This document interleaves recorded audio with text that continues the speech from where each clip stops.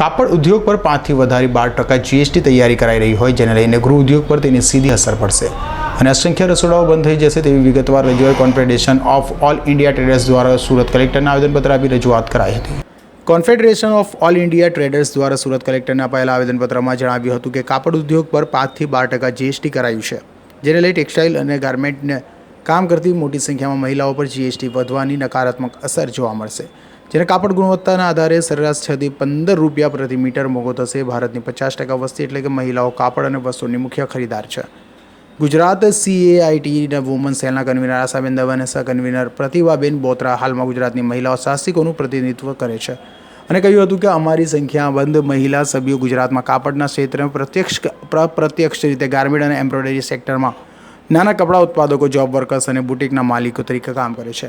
Weaving ઇન્ડસ્ટ્રીઝમાં મહિલાઓ પણ bonding અને શેડની સફાઈ પણ કરે છે, જેથી કાપડ ઉદ્યોગ પર વધનાર જીએસટી રદ કરવાની માંગ કરી છે।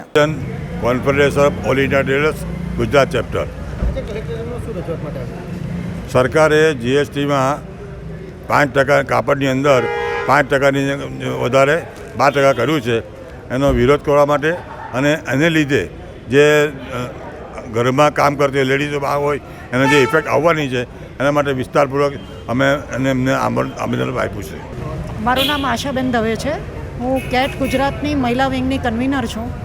આજે અમે સુરત ખાતે કલેક્ટરને એક આવેદનપત્ર આપ્યું છે, કારણ કે ઘણી બધી મહિલાઓ ટેક્સટાઇલ અને ગાર્મેન્ટ સેક્ટરમાં કામ કરે છે, એમના બુટીક છે, એમનો ધંધો ચલાવે છે અને એમના ઘર ચાલે છે એનાથી। ને ખાસમાં કોવિડની પરિસ્થિતિના પછી તો ઘણા પુરુષ વર્ગે જેમની નોકરીઓ છૂટી ગયેલી એ પણ એમને સાથે જોડાયેલા છે। તો આવી પરિસ્થિતિમાં જ્યારે સરકાર એક નિર્ણય લેવા જઈ રહી છે એના ઉપર જીએસટી ટેક્સટાઇલ અને ગાર્મેન્ટ સેક્ટર ઉપર જીએસટી 5%થી વધારીને 12% કરવાની છે, તો અમારા આવેદનપત્ર પ્રમાણે અમે એમને પાછું રોલબેક કરવાનું કહીએ છીએ। અગર એવું ડિસિઝન ના લે એની પ્રાર્થના કરીશું।